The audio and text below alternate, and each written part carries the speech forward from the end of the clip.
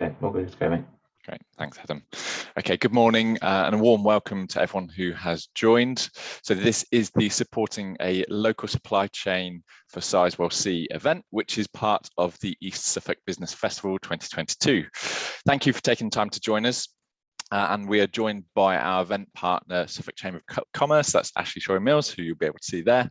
And the annual East Suffolk Business Festival is really an opportunity for businesses to learn something new, find out what's happening in their local area and how they can get involved and find out how to access some of our local support programs. For 2022, we decided that the theme should be all things digital, and the events will include the launch of the new digital business support programs, digital tech demos, information on local digital projects, and a wide range of workshops, webinars, and learning seminars. All of these events are being held online to enable our local businesses to access the support and information they need more conveniently, and just so you can pop in during the working day. There's also recorded events, podcasts, and pre-recorded webinars that will be made available throughout the 2-week period and beyond at our website, which is eastsuffolkmeansbusiness.co.uk. And this is just one of many of the events scheduled. So if you want to find out more about the other events that are taking place, please do visit our own website. Again, East Suffolk Means Business. Please note that you've just seen that today's event is being recorded, so you will be able to watch it back later via our website. And if you would like to ask any questions throughout the event, please either submit a question via the Q&A button on the bottom of your screens or add a question to the chat. But please ensure that this is to all attendees so that it doesn't get missed. At the end of the event, there will also be a short poll, and that's just to help shape future events and activities within the business festival. And without further ado, I'll hand it over to Ashley from the supply chain team at the Suffolk Chamber of Commerce. Ashley. Morning, everyone, and thank you, James. Really appreciate the opportunity to chat to you all today. We're going to have a little bit of a look at the Sizewell C project, particularly focusing on the supply chain opportunities, which is obviously part of our key role. We will also look at the project as a whole, just to give an update. Obviously, it affects East Suffolk more than anyone else that we tend to talk to as part of our team and our role. So hopefully there'll be some interesting bits and pieces in there. And of course, as James says, please, any questions you've got, feel free to put them on there, and we're always happy to talk through them. So let's make sure first and foremost we can share my screen and it works. So let's have a look.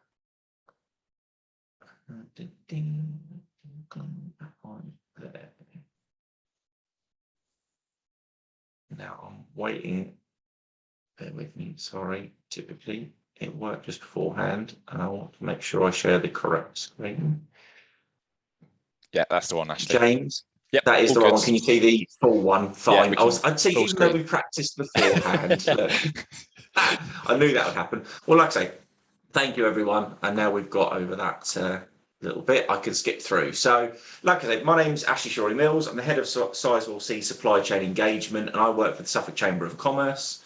Our key role, working alongside EDF and Sizewell C, is to ensure that should the nuclear new build on our coastline be built, that it's done using local people and local businesses. And we're there to kind of make sure that EDF stick to their promises, but also to ensure that we have a supply chain and a business community that's ready for this opportunity and as fit and able as they possibly can be.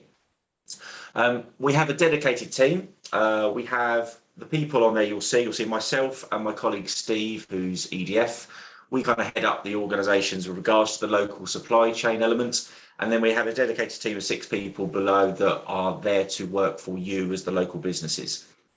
We like to show this because we kind of think it hopefully outlines the commitment that as a chamber we have made to ensure that local businesses make the most out of this opportunity. It's very easy for it to be words, but what we want to ensure is that everything from just getting ready for the opportunity through to understanding how you fit within this project is clear, and the team are there to work for you and to engage with you on a daily basis. I know lots of you will have already seen us at various events or maybe had email exchanges with some of the team, and please, we encourage you to keep in contact with us, because without you kind of supporting our work, we can't support you.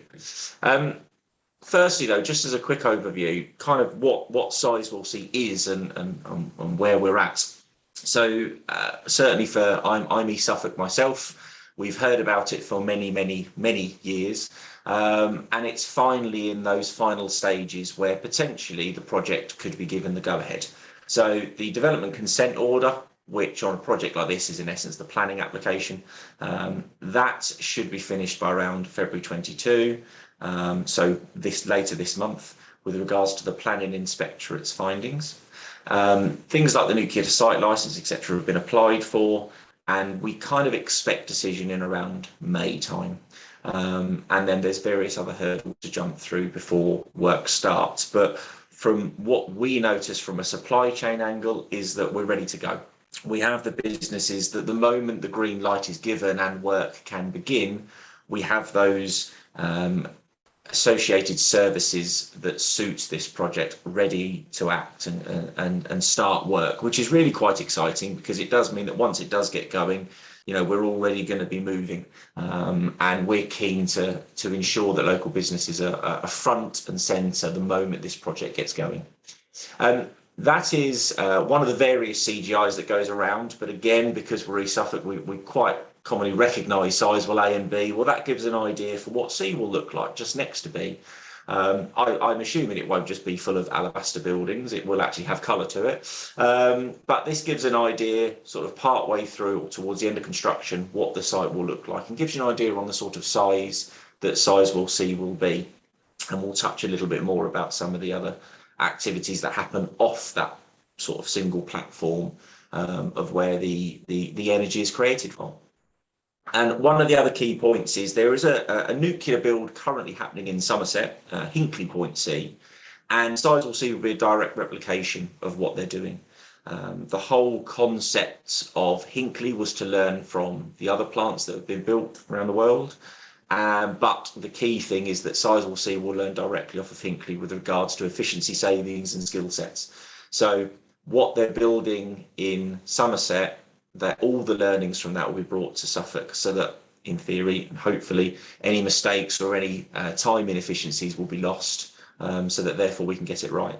So to give you a concept on that imagery, all of the green buildings are literally exactly the same as what is currently going on for down in Somerset. The red buildings are the slight changes to do with different coastline for obvious reasons at the front, and also different connectivity to the grid.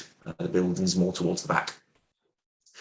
Kind of touched on it, but this gives an idea of where we are on the DCO process, so that development consent order. Like I said, towards the end of this month, the examining authority should report into BAYS in the government. The decision is expected, depending on obviously what happens with our government, towards the end of May. Judicial review will probably then form, but then we're hopeful from a supply chain perspective that by early July, the product should be given the green light to go ahead. There is, as I mentioned earlier, a couple of other hurdles around some licenses and the funding model and the investment, but the anticipation is that should all this go ahead, they will start building January 2023. So we are now, in theory, less than a year from actually work finally taking place for Sizewell C. Now, this may be quite small on some screens, I apologise, and we're always happy to have chats outside of this type of environment. But just to give you an idea, and especially East Suffolk, we understand the geography of the area. Before they even begin work on the site, beyond clearing of work to be undertaken to allow access and suitable access to the site. And this gives a quick glimpse as to what's expected. So down in the very south, there's a freight management facility that will be built near Seven Hills. There's 2 park and rides, one at Darsham, one at Wickham Market. There's obviously new road infrastructure, there's new rail infrastructure, and there's also beach landing facility jetties to be built right on the Sizewell C site. Now, all of this early construction work kind of takes up the first couple of years of the project. And these are all the very exciting projects that actually, when I spoke of earlier, we have businesses ready to go that are looking at these types of projects, from simple construction through to design, and even some of the more ancillary services that will support these projects. But this gives an idea on the scale that before they can even get to site, we've got a couple of years worth of construction to make everything as clean and as concise as we possibly can. The key aspects with regards to the likes of the positions of the park and rides, for example, is that all transport heading towards site will only be able to get so far before it is managed, particularly if you're going to be one of the workers on site. For example, if you live to the west of the A12 or live south or north of Darsham, Wicker Market, depending on which one, you won't be able to drive to site. You'll have to use the bus routes, which again is another area which we're looking at with local bus operators. The key idea behind that is to limit the amount of traffic. And part of that process is to ensure that actually as much of it goes by rail and sea as possible with regards to goods and aggregate, etc. But actually for people as well, to ensure that there's not overuse of our road network, even with the improvements that are going to be made. And this slightly zooms in on the actual site itself. So you can see sort of middle on the right-hand side, that's the footprint of Sizewell C, roughly approximately 33 hectares. So in the overall scheme of energy, very, very small. Obviously, it's quite a large space if you're stood in the middle of it. But for the amount of energy that it'll produce, it does it from quite a small area. All the rest of the kind of coloured areas of shades of grey and orange and yellow, they're all the temporary construction areas. So all of this, if you take all of the area approximately for construction, is around 400 hectares. The vast majority of which will actually just be turned back to natural land at the end of it, but is needed throughout the process. As I put on there, construction's likely to start in early 2023, and the project is about a 10 to 12 year build, with peak around probably 2027 into 2028. I spoke about the associated developments, but in addition to that, there is a large campus going to be built on site, plus caravan site, which again will need running and managing. So it's not just about construction. And then things like the rail line extension off the Saxmundham to Leiston line, and the jetty and beach landing facility to take goods and services in from Ipswich, Lowestoft, Yarmouth, etc., are going to be quite important to this project. And this gives a sort of an indicative view. So whilst there is no project currently, of course, this can and potentially will move, but this is our work on the supply chain, what we base. So when we're speaking to you as businesses and trying to give you an idea as to when you fit into this project, this is what we use to help us understand where you could fit. So on the basis that work starts, for case of argument, January the 1st, 2023, this gives an idea as to when stuff is going to happen. And as you can see, a vast majority of the first couple of years is all about either clearing the site or actually those associated developments and all the little road networks and rail networks and jetties that have to be built. We are engaged consistently with Sizewell C on how the timeline amends and changes and adapts. And as the project becomes clearer and potentially obviously is given the go-ahead, then a very definitive and defined and accurate timeline of work will be handed to us. And that's one of our key first milestones, because then you as businesses that we represent in this project are able to come to you and say, right, here is your timeline. Here is when you need to be ready for the project or ready for tender or ready to start partnership. But I'll discuss that a little bit more a little bit later on in the presentation slides. What's also though quite exciting for the region, and one of the reasons why the Chamber particularly wanted to be involved, is actually well beyond Sizewell. As a Chamber, we obviously want to see Suffolk and the region grow and benefit from a business perspective, that we're not just sleepy Suffolk, as we're so commonly known. And hopefully the activity around the Levelling Up white paper kind of encourages that Suffolk and Norfolk are finally getting some investment and some attention. But what Sizewell C is looking to do beyond just produce electricity is actually create an energy hub. And the reason this is exciting is a lot of these areas that they feel Sizewell C can help create or benefit are actually new growth and new technology areas that our region can suddenly become a national hub for. So the obvious and the biggest one that gets spoken about the most is hydrogen.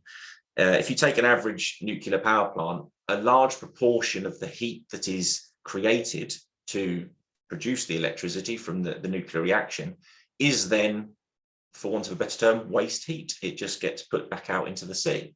Well, could some of that heat be used in better ways? And one of the ways which they can do it is through creating hydrogen, and importantly, green hydrogen. If you're not aware, there's two types of hydrogen. There's blue hydrogen, which is done using carbon emitting methods, such as using gas and coal. Or there's green hydrogen, which is made using renewable methods. Well, if you've got a nuclear power plant that by its nature is creating waste that can be used to create hydrogen, then suddenly you've got an incredibly fantastic resource. And because we have Bacton on the North Norfolk coast very close, we have Sizewell C, we have Freeport East, which obviously is another massive investment in this area. Suddenly you've got a real opportunity to make the east of England the hydrogen hub for everything about hydrogen economy. Now that could be for clean fuels for shipping and aviation.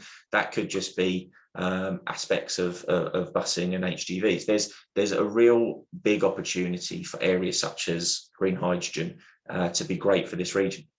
There's also things like direct air capture, district heating, more efficient ways to cool data centers, and all of these, because of what we have with Bacton, with Sizewell C and with Freeport East, actually give a real opportunity for local businesses to invest and grow in these sectors, either because they have or are able to use or create the technology that's suitable, or can hang off the back of it, and suddenly this region becomes somewhere exciting. And this is one of the big things for Suffolk Chamber of Commerce, why we want to be involved, is beyond Sizewell. What's going to happen beyond 2035? If it's built and producing electricity, what do we do afterwards? And so part of that energy hub is a community-led project. And some of you may have seen recently the announcement on Net Zero Leiston, for example, all about how to decarbonise Suffolk. And again, it's all linked because it all matters. And it's all about how we take the most of these new technologies, this renewed focus on net zero and carbon emissions to really ensure that we take advantage as a region more than anything else. And what's important is that actually we look at it, and I spoke earlier about beyond Sizewell. Sizewell is a fantastic project, and it will increase skills and standards massively across the region. But what's also exciting, again, from a chamber perspective, and my fellow chambers that we deal with feel the same, is that actually that skill set can be adapted and used across multiple sectors. Our region, particularly Suffolk and Norfolk, have massive potential in the next 10, 20 years for the amount of large-scale projects, both energy but also construction-based, in this region. And wouldn't it be fantastic to see our local businesses and our local supply chain taking advantage of that opportunity? Because the investment is huge. Over the next 15 to 20 years, it's estimated to be about £70 billion. So if we can, through our work that we do, and again, explain that a little bit more soon, but if we can help businesses to grow and adapt and upskill and improve to be able to handle large scale projects, then suddenly it attracts even more opportunity for our region. Some of them have been outlined there, the river crossings, which obviously are massively needed for Lowestoft and Yarmouth, and some of the road networks, certainly near where I am, with like Copdock, for example, but also all of the offshore and onshore energy works. It's really quite an exciting time to be in our region. And if we can utilise projects such as Sizewell C to the best benefit possible, not just as a singular project, then that's really going to be a legacy that we can leave. And of course, there is an awful lot of work on biodiversity. Now, again, these are obviously the Sizewell, or the EDF, I should say, focuses on what they're trying to deliver. But what we know is now important, again, as a basis of the Levelling Up white paper, but also as a basis for procurement in the future, is that biodiversity pledges and promises are going to become a bigger and bigger part of procurement, particularly in the public sector. So we will continue to work with business to help them understand what they can do in this area. And for example, if you take Sizewell as the example for now, is that actually once the project is finished and done, you saw on that timeline earlier, the final 18 months, 2 years is actually putting everything back again afterwards, and putting it back into a better state than what it was inherited in. So currently most of the construction land is low-grade arable, and it will be turned into historically natural landscape. to try and help that biodiversity for the region and for the project, but then use that as an example and an exemplar for all the other projects that are coming along. Now, of course, what's going to be important is that we want to maximise on skills and legacy, but we also need to ensure we maximise on the amount of money being spent in the region. Now, we want that investment for the region. And again, we'll ensure as much as we can as the Chamber that we hold Sizewell to account for that. But also, if you can actually spend it in the region with local businesses, that circular economy just grows that income massively. But these are some of the promises that have been made. And, you know, dependent on the various reports, there's a lot of money. It's approximately 1.5 billion has been promised to Suffolk. And we believe we can go beyond that, but that's the promise.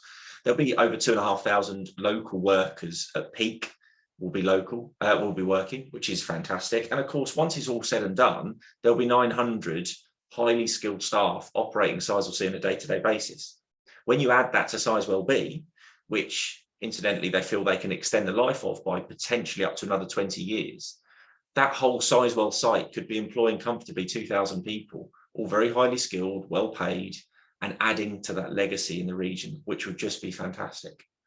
We are seeing a lot of people and businesses currently working down in Somerset from our region, and they're down there learning. And ultimately, lots of the apprenticeships and traineeships that have been done on Hinkley using East Coast College in particular, in East Suffolk, is actually with the aim that they're going down there to learn to then project manage. So local young people and local apprenticeships will come back from Somerset to then run and operate some of the work that's going to happen at Sizewell C.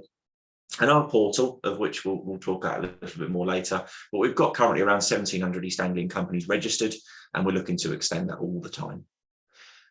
There was also a report done early last year by Ernst & Young with the Sizewell C Consortium. Now, the Sizewell C Consortium is a lobbying group that's about UK content and about ensuring that these large-scale projects are delivered and supported by UK businesses, but actually then breaking that down into the regions. And what they looked at is actually they believe that East Anglia could potentially be looking at an investment of around almost £4.5 billion throughout the construction of this project. Now, that's an exciting number, and our work is across the whole of East Anglia. And again, when you're looking at the opportunity that brings both for inward investment, for our young people, for our businesses to grow sustainably, this is a fantastic opportunity, and we certainly don't want to let that opportunity go. So there will be huge amounts of jobs supported. 1,500 apprenticeships is also what they're looking at doing, and we're working very closely with the skills leads, both with the council, but also with EDF and Sizewell to kind of help them understand what's needed. And there will be investment in those education areas throughout this build as well. Now, our role, as I kind of alluded to earlier, whilst we're Suffolk Chamber of Commerce, we're working on the whole of East Anglia, because the benefit is going to be across the whole of the Anglian region. So we work very closely with all the LEPs across our region, all of the local authorities and the county councils, and also the other chambers, to ensure that we deliver this project in the best way possible. And we have kind of three pillars that we keenly look at: the local, the legacy, and the environment. Now, the local angle, obviously, these are the promises that Sizewell has made, but we want to ensure that businesses are doing the same as well. So as a business, we will help and encourage you to do what you can about local jobs and local skills and local opportunities. How can you do more as a business to help grow this opportunity? And particularly, and I've highlighted one, is all about joint ventures and collaboration. This project is of such scale. And for any of you who haven't seen the Hinkley documentary that was on BBC earlier this year or earlier last year, please go and watch it, because it's of such scale that no businesses and no companies worldwide really are big enough to handle the project on their own, especially when you consider there are so many other large-scale projects like HS2, like Hinkley down in Somerset. So there is this encouragement and this desire and this need to use local, but also where possible, can we use multiple local at the same time? And our team is there to assist you as a business work out, okay, who locally can offer us a complementary service, so that you as a business can go to the lead contractors at Sizewell C who are going to run parts of this project and say, we've got this. as a local business, we've got this, and we're working as a collaboration of 2 or 3 or 4 people. There's loads of examples of Somerset where that's worked, and we want to take that example that they have set and expand on it even more, and kind of grow a much more sustainable, a much more secure of supply for the project by using multiple local businesses. And again, we will help facilitate that as a chamber as much as we possibly can. We need to ensure that there's a legacy. I think that's one of the key things that I know EDF and Sizewell want to do, but obviously as a chamber, we want to ensure there is a legacy beyond this project. So yes, it's got to be built. Yes, we want it built with local people and that there's lots of money incoming, but actually, can we ensure beyond Sizewell, forget Sizewell, let's just use it as a catalyst for other projects so that we've got more businesses fit for opportunity, that are looking after their staff, that are looking after their region, their communities, their education settings, that are looking after the biodiversity and the beauty that is Suffolk and Norfolk, and obviously the rest of the region. Let's make sure that we are leaving that legacy that suits. And the final thing is environment. Obviously, part of the reason for Sizewell C and Hinkley is all part of the government's agenda for net zero 2050. And there's got to be, we all know, a massive step change in what we do around our energy production. Even the news at the moment with what's going on in Eastern Europe kind of shows that better than ever before. But what are you doing as a business? Individually, if we all do little steps, it makes a massive difference. So again, we will support you as a business of what you can be doing about your own net zero. And that can be the simple things of solar panels and electric charging, but actually there's so much more that can be done as individual businesses that can help you get yourself fit for this opportunity of Sizewell, but actually become a bigger and better and more sustainable business in the long term as well. Now, the key way which we work for is kind of broken into 4 areas. I won't go through each one, don't worry, because we'd much rather you chat to us afterwards, and then, you know, the team from East Suffolk Council don't have to listen to this for the 15 millionth time. But we're there. We create a portal that all the information can come through on. We give you support as a business to help you get ready. We will break down the entire project, the entire 20 billion odd pound project, into individual little bite-sized work packages and help you identify where you fit in, because all businesses fit in on this project, and we can't stress this enough. It doesn't matter how small or how large you are, there is a place for you if you offer the right service. And we will do an awful lot and are increasing the amount of communications and events we do to help showcase those opportunities. Now, I just want to highlight a couple really. Now, business support is one of the key areas. Now, in the very near future, we will be hosting an awful lot of education-based webinars around these key 6 areas, because to be part of the Sizewell project, yes, obviously you have to be able to deliver a service, and you have to be able to deliver a very good service. You also, obviously, price-wise, have to be competitive. But actually, the most important aspect is you have to be local. Well, if you're listening to this today, you're obviously local. And also these 6 areas. These are kind of the benchmarks of what the Sizewell C team want to see. So therefore, we will help you understand your environmental impact for you as a business, help you understand how you increase UK content, and you break that down. Actually, it's not just UK, it's local and regional content as well. How to optimize what you do in your community. That could be just from simple activities in a local park, or you know, increasing the amount of trees being planted, to actually, you know, full-blown sponsoring of village halls and whatever it may be that you're doing in your community. Not only what you need to do, but how you best shout about what you do. We talked about a lot about biodiversity, and that's going to be key. Working with people on workforce inequality, that can be diversity, it can be inclusion, it can be social value. And again, forget Sizewell, look at the white paper that was released 2 weeks ago, all about social value. So actually getting ready for Sizewell is going to help you for multiple projects. And then finally, education, skills and development. Yes, it's about getting the young people ready for this opportunity. That's vital. But also actually what you do in your existing workforce about continuous professional development. What are you doing about education and in interacting with the educational institutions of our region? The other key area is actually the supply chain portal. If you're listening to this and you're already registered on it, fantastic, thank you. please keep visiting it, revisiting it, updating it, and keeping your portal registration selling you to the best way you possibly can. If you're not yet registered, please do it. It's completely free to do. It takes you 10 minutes to get initially registered. Once you're registered, you can then spend as much time as you possibly can to really flesh it out. But it is the single place you have to be part of this project, and we can't ever stress that enough. It's a portal that's full of support. There are loads of links to support of funding, of training, of skills, of events that also will help you for this project and plenty more. It will also be the place where tenders are released. And it's also, importantly, a supply chain database of this region. So if you want to find other businesses similar to you that maybe you could work with for this project or for any other, then actually it becomes a portal beyond Sizewell C. It becomes a portal that can be used.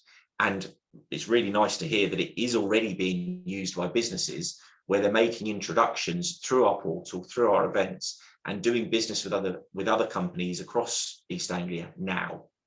They're not waiting for Sizewell, they're doing business now. And that's really, really excellent, and part of that legacy that we want to ensure we deliver. So the website is nice and easy. It's sizewellcsupplychain.co.uk. Please visit it. There is, like I said, there's loads of help and advice and guidance and news that is constantly loaded onto there. But if you sign up to the portal, which the same link is on the website, then you'll automatically be updated with all our events and all of our news, but also then be in that single best place for us to sell you. The whole purpose of the portal is that when the opportunities become available, and I'll use a very simple example, the roundabout at Yoxford. When Sizewell are ready to start building that roundabout at Yoxford, they will come to us and they will say, who have you got on your portal who can build that roundabout at Yoxford? We need these certain skill sets. Our job is then to use that information, pass that back to the teams at Sizewell C, whoever is going to be responsible for that part of the project, and ultimately say to them, don't worry about anyone else. Our local companies have got this. And as long as we can give that correct information and enough of that information, then local businesses will win this project. And the more we can get local businesses engaged with us on the portal to help us understand what you can do, the more opportunity we are going to have to go well beyond that 1.5 billion promised to Suffolk, and hopefully closer to that 4.5 billion for the region estimation that Ernst & Young reported. You know, the opportunity for this is genuinely massive. And I think that if we get this right as a region, it will genuinely be that legacy piece that we so hope it will be. And as a chamber, and I speak on behalf of the other chambers on this as well, we're really excited about this opportunity for our local supply chain companies to finally have these types of projects in our region that actually want to use our skill sets and our businesses.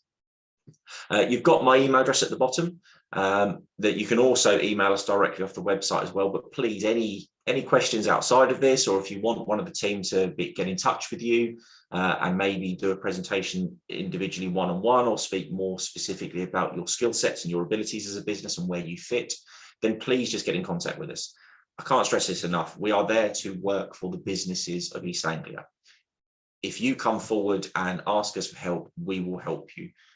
We can only do it if you kind of shout and say, "Oi, look at us, we're here." But we want to hear from you, so please do. I think, yes, that was the last one. So, James, if there's any questions, then I'm happy to try and answer them. Great, thanks, Ashley. We'll go straight into Q&As. We'll obviously just give any attendees some time, and Adam, you can just monitor if anything does come up. But I guess I'll kind of kickstart. So obviously we're looking at really local companies, and myself and a colleague, we've certainly gone out and spoken and said, all right, you need to make sure you're on the portal, make sure you update your information. And so we're kind of at that point. What would you say are kind of some of the key actions that our local employers should be taking now? What is it that they should be doing in kind of like the next couple of months? You know, is it the business readiness webinars? Is there anything else they need to do? What do you think? I'll caveat. First thing is be patient, and that's an easy word to say from someone who's not running a business. especially when you talk about Sizewell C, because what we're talking, 13, 14 years this has been going on, James. I mean, obviously I've only been experiencing it for a matter of months, but patience is key. But as soon as we get that information, we'll share it. In the interim, I think as we understand more, so for example, I gave those 6 examples: environmental, biodiversity, communities, etc. As soon as we understand aspects like that are going to be important to the project and important for our local supply chain companies to be aware of, what we will do is work with those businesses to help them understand them and improve in them. And that will be through business readiness webinars. So we will soon be launching more of those. It's just purely even patience for us about the right time, because if we go too quick, we might give wrong information, and that's the last thing we need to do.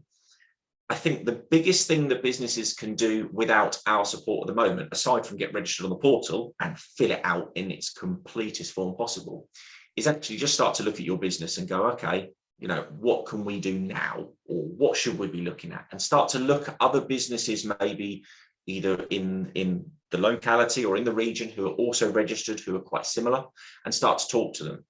Also, look at other businesses locally that are similar to you that are working at Hinkley. As I said, there's £1 billion already been spent in East Anglia on the Hinkley project. And there is numerous businesses, particularly on the coastline, who are working on the Hinkley project. Well, actually, a quick conversation with them helps you understand how a nuclear project works.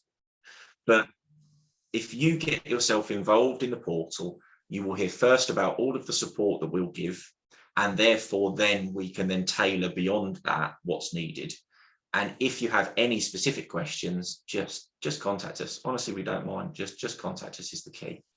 Right. And yourselves, obviously, as well, because I know I've dealt with you a lot, James, and ultimately the councils and the local authorities are there to support the businesses for this project and others as well, exactly the same as the Chamber is. So between us, you've kind of got the people that can give you the advice, and then we'll help guide you if there's another avenue for funding or for skills or whatever it is that's needed.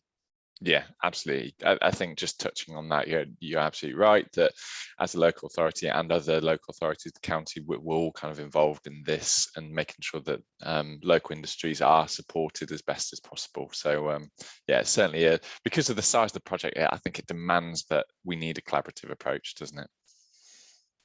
Yeah, 100%. And it's exactly the same with the businesses. I mean, you take Hinkley as the example. So two of the largest sort of construction-based companies, certainly in UK/France, are not big enough on their own. They had to join forces. This is Langs and Bouygues. They're both absolutely monumentally worldwide massive companies, yet they had to join forces to help run the Hinkley. And they may well do the same for Sizewell, for all we know. So I think that alone just kind of showcases that there has to be a collaborative approach if we're going to get the most out of it. If we all do nothing, it will get built. And local firms will probably be involved in the project, let's be honest, because they need people. But actually, if we do it collaboratively and with a plan and work together with the businesses and obviously what we do, etc., then we'll maximise the opportunity. And that's going to be a big difference of the outcome of this. Absolutely. I've just seen one question just come up, and it's just around accountability for those, I suppose, the tier 1 companies and possibly tier 2s as well that are likely to win those contracts. So I don't know if you can touch upon this or not, but is there sort of any accountability in place to ensure that those tier 1s, EDF, are engaging with yourselves and considering local employers? Yes, there is. I think just to kind of explain that. So you've got Sizewell. So Sizewell C will run the project. They will be the client, but they won't do any alliance partners and the tier 1 contractors, so the big companies that run the project. Our relationship will be with them. And as for them to be part of the alliance, so the key 5 businesses when you're talking about the Civils Alliance, or for them to be a tier 1 working with the alliance partners, they have to sign up to the contract for supply. And they will only be able to do that if they sign up to the promises on local. And part of that promise on local is to work with us. So it's it's in their contract. So there's a desire to use local, but there's almost a backup to say, tough luck, you have to use local where possible. Now, of course, this is a massive project. There's going to be certain things that can't be local. Last time I checked, I live near Rendlesham. We don't have anyone there that does nuclear fuel rods. So, there's certain things that, of course, are not going to come from East Suffolk. But where we can, we will ensure that local businesses have almost like an unfair opportunity against national and international businesses. And what's important, and EDF describe it as a golden thread, but there's a golden thread through all of their documents at the moment, from the top to the bottom, to ensure that whether you're talking local supply chain, whether you're talking biodiversity, whether you're talking, I don't know, ISO 19001, whatever it is, whatever level, that it has to run through, and it runs through to the right level. And what's important, and the reason I say that is because there'll be some local businesses that maybe will come into the project at tier 3, tier 4, tier 5. And normally you'd probably turn your nose up at that, but a project of this scale, obviously we urge you don't, because the opportunity is massive. But actually at those lower levels, you may not need that ISO, for example, because you'll be working to the standards of the contractor above you. And there'll be certain levels where actually you've just got to work to standards, not prove you have the standard yourselves. And again, we will support that. So, and that's one of the lessons they've learned from Hinkley, that with Hinkley at the start, it was very much about every standard under the sun, which put off some local SMEs who've been doing it for years and doing it to a very good standard for years, but they couldn't get on there because they didn't have the right tick box. What they're learning from Sizewell is actually they miss a trick if they do that. So therefore, it's going to be about our support to highlight to the businesses what they might like to do, but actually more importantly, what they need to do to be part of it, and then create those relationships. Great. And just touching on those business readiness webinars, I know you've had a couple already. Just to kind of give some context, for the future, are you planning sort of like generic webinars on kind of the help that is available, or will they become more specific dependent on the industry that might be required during the build process and so on? I think at this stage, they'll be quite generic. And I think because what we'll focus on is the areas at which all businesses, Sizewell or just full stop any large scale projects, should be looking at. So again, the diversity and inclusion piece, the sustainability piece, the net zero piece, the one we did the other day regarding supply chain skills. We will do some slightly more generic ones. What we do that's more sector specific at the moment is events, and particularly that will go into, when the buyers are highlighted, meet the buyer type events, so that therefore businesses will be invited to talk one-to-one with the people literally making the decisions. As we start to get a bit more clarity on where the project's going and timeline, we will then do much more specific readiness as well.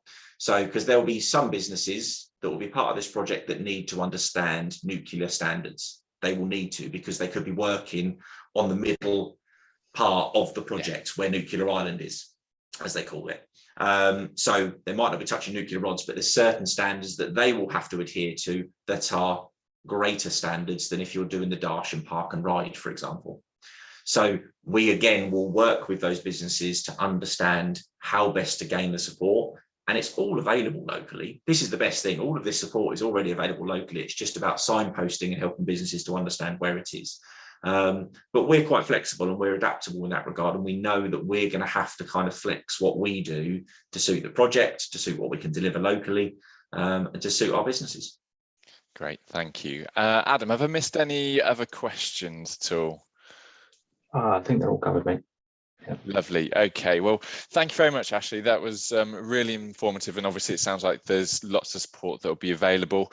Before we finish, there is just a quick poll that we need to run. So Adam, would you mind just sending that out to attendees now, and we'll give them just 30 seconds or so to fill that out.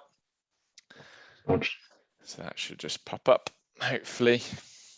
And then I just wondered at the same time, Adam, could you share our contact details for our team? That should just be on that PowerPoint, and we'll I'll just tell people what that was about. But again, thank you, Ashley, whilst everyone's filling that out. That was really informative, and thank you for just giving us your time today to be able to do that. More than happy to. And like I say, just to reiterate what I said before, any questions whatsoever from anyone, you know, we're there to ensure that we can help answer them. Just get in touch. We'd much rather hear from businesses, and even sometimes we do hear from businesses and we can't give them any information. There is no information yet, but at least we'd rather that ongoing conversation to kind of go, look, don't worry about it. We're there, we're here, you know, just stay in touch with us. And, you know, if the dates go as they plan, it's not going to be long before activity is happening. So it's kind of an exciting time. Great. Okay, so I've just ended the poll there. So we're going to collect that data, and really, again, the point there is just to inform the kind of what we do in the future as well. So if this type of event works and it's useful, we'll certainly look to organise these types of events again in the future. So thank you for those who've completed those results. Just you'll see on the screen as well a couple of things. Again, just as a reminder, you can find out about all the future events for the East Suffolk Means Business Digital Business Festival. There's a link there that we'll be able to share, but it's quite easy if you just Google search that as well. And we do have a social media presence too. And again, we'll make sure that this recording is available. So if you do need to share it with anyone within your own organisation or with others, you can do that. And in terms of contacting us, if we just go on to the next slide, Adam, I get to have my little Chris Whitty moment. You'll be able to see all of our contact details. So this is the economic development team within East Suffolk. So it might be worth just screen grabbing that for your own records. What you'll see is we all kind of have a different role. Specifically me, there you'll see is skills and inward investment, hence why I've kind of been involved in this particular presentation today. My focus is really working with businesses that are looking to grow and potentially move into East Suffolk, but equally the skills front as well. So working very closely with all tiers of education and local employers to make sure that their targets for recruitment or the growth plans are being met as well. But if you do need any additional information, if you have any questions about Sizewell C and the supply chain, of course you can reach out to Ashley, but ourselves as well. We all work together on this, and we do meet quite frequently, so we can always raise any concerns or queries that you have. But other than that, I think we'll finish there, and thank you again to Ashley and Adam for being the tech side, and have an enjoyable rest of the day. Thanks. So, thanks.